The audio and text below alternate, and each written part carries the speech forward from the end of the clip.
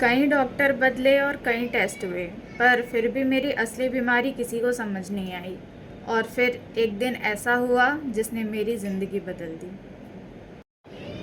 नमस्ते, मैं हूं सपना और आप सबका स्वागत है अनटीचेबल डिज़ायर में।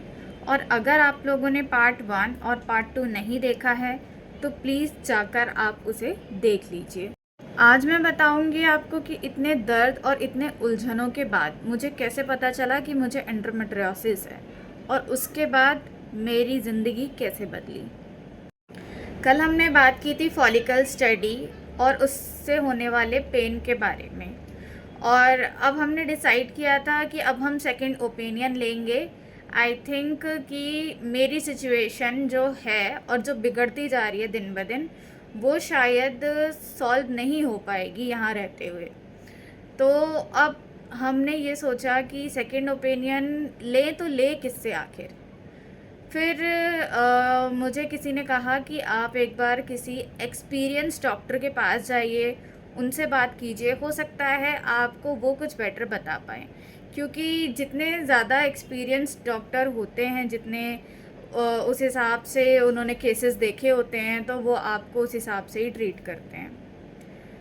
तो अब मैं भी लग गई उसी खोज में कि कोई तो एक ऐसा डॉक्टर मिल जाए जो बताए कि आखिर मुझे प्रॉब्लम हुई क्या है।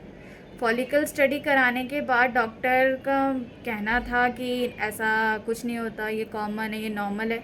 पर ये पेन बिल्कुल भी नॉर्मल था ही नहीं। तो बहुत ढूंढने के बाद फिर मुझे एक डॉक्टर मिली।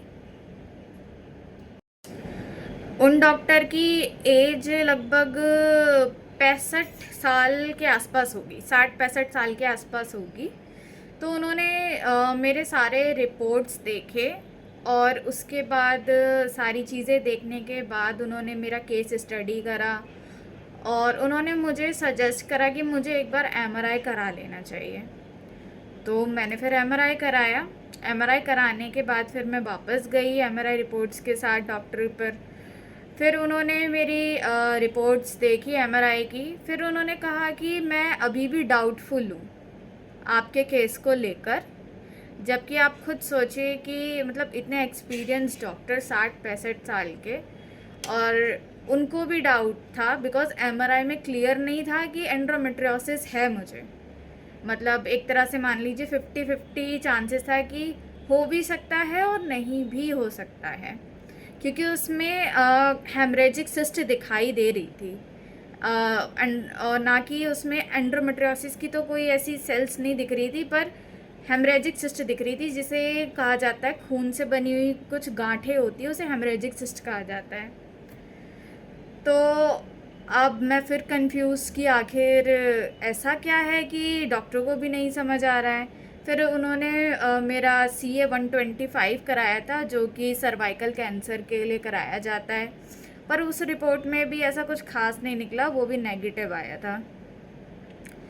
अब मैं और कंफ्यूज़ कि आखिर प्रॉब्लम है तो है क्या, पेन तो मुझसे बिल्कुल बर्दाश्त नहीं हो रहा है। तो फिर उन्होंने मुझे एक सजेशन दिया कि आप ऐसा कीजिए कि आप एक बार गवर्नमेंट हॉस्पिटल से अपना इलाज करवा कर देखिए। वहाँ जाइए, उनसे कंसल्टेशन लीजिए, एम्स में जाइए एक बार कि वो क्या कहते हैं। मुझे कहीं ना कहीं शक तो है कि आपका केस एंडोमेट्रियोसिस का है,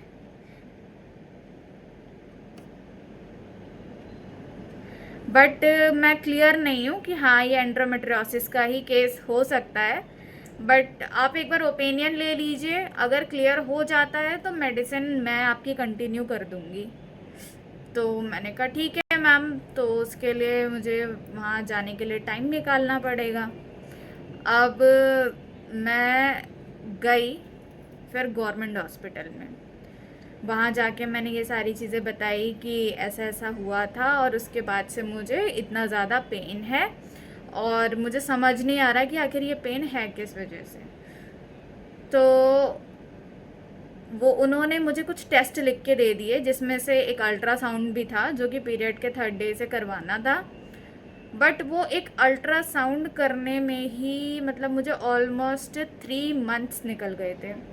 और 3 मंथ्स तक तो मेरी हालत इतनी हो गई थी पेन किलर खा खा के, मतलब मुझे मतलब भूख लगना तक बंद हो गई थी। इतने पेन किलर्स मुझे खाने पड़ते थे। और इस पेन को कंट्रोल करने के लिए कुछ कॉन्ट्रासेप्टिव पिल्स भी दिए हुए थे मुझे, जो कि खाने से मुझे और डबल पेन होने लगा था। तो मैंने वो भी कंटिन्यू नहीं कर पाई थी, वो भी नहीं खाया मैंने पूरा कोर्स, वो मैंने आधे पर ही छोड़ दिया, बिकॉज पेन में कोई आराम नहीं था। बस सिर्फ पेन किलर खानी पड़ती थी मुझे जब जब पेन होता था। तो अब मैं तो थक गई, 3 महीने भाग कर हॉस्पिटल में, और फिर भी गवर्नमेंट हॉस्पिटल से तो मुझे कुछ भी रिलीफ नहीं मिला, और एक अल्ट्रासाउंड में ही मेरे 3 मंथ्स चले गए। फिर कुछ ऐसा हुआ कि मैंने अपने फादर से सारी बात शेयर करी और मम्मी पापा से सब चीज़ें बताई कि ऐसी ऐसी बात है। तो फिर आगे, तो मेरे फादर जहाँ पे जॉब करते हैं वहाँ पे उन्होंने किसी से शेयर करा होगा, तो उन्होंने एक डॉक्टर मुझे बताया जो कि फर्टिलिटी एक्सपर्ट हैं। उन्होंने कहा कि आप एक बार उनको बोलिए कि आपकी डॉटर को कि वहाँ जाएंगी, जाकर एक बार बात करेंगी, बिकॉज़ ऐसी बहुत सारे केसेस होते हैं जो सिर्फ फर्टिलिटी एक्सपर्ट ही आपको बता सकते हैं। और मैं गई फादर के साथ नोएडा, वहाँ पे एक हॉस्पिटल में मैंने दिखाया, और फर्टिलिटी एक्सपर्ट जो थी उनसे सारी बातें शेयर करी, सारी रिपोर्ट्स दिखाई उनसे, एमआरआई और एनऑल जितनी भी सारी रिपोर्ट्स थी सब।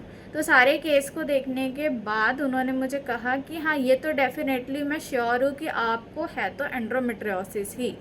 अगर आपको नॉर्मल सिस्ट होता, जो कि फॉलिकल सिस्ट है, तो आपको कभी भी इतना पेन करता ही नहीं। फॉलिकल सिस्ट तो अपने आप ही घुल जाता है, जैसे ही पीरियड्स आते हैं उसके बाद वो अपने आप ही ख़त्म हो जाता है, वो इतना पेन नहीं करता। आपके पेन के पीछे का रीज़न ही एंड्रोमेट्रियोसिस है। फिर उन्होंने मुझे एक मेडिसिन लिख के दी, और उस मेडिसिन को खाने से मुझे थोड़ा तो रिलीफ हुआ था। तो मैंने कहा कि अभी तक मैंने कितनी न जाने कितनी मेडिसिन्स खा ली, पर मुझे रिलीफ किसी भी मेडिसिन से नहीं हुआ, पर सिर्फ एक छोटी सी मेडिसिन से मुझे इतना रिलीफ हुआ। बट लेकिन उससे भी प्रॉपर रिलीफ नहीं हुआ था, ऐसे कभी दर्द होता था, कभी नहीं होता था, कभी होता था, कभी नहीं होता था, ऐसे चल रहा था सिनेरियो।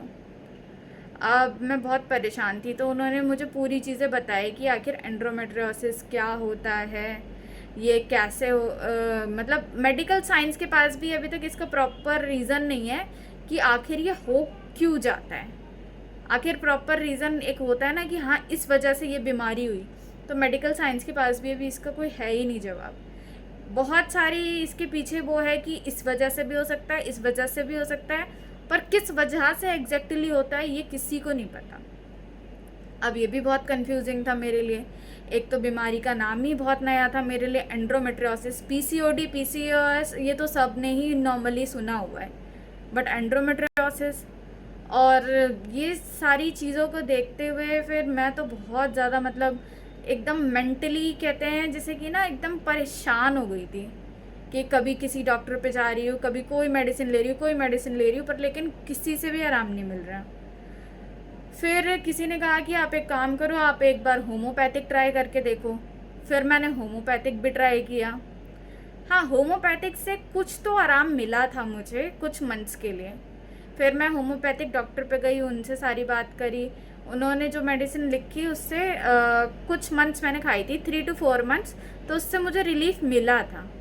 पर रिलीफ मिलना इट्स नॉट कि आपकी बीमारी ठीक हो गई है। वो रिलीफ जब तक था जब तक मैं वो मेडिसिन खा रही थी।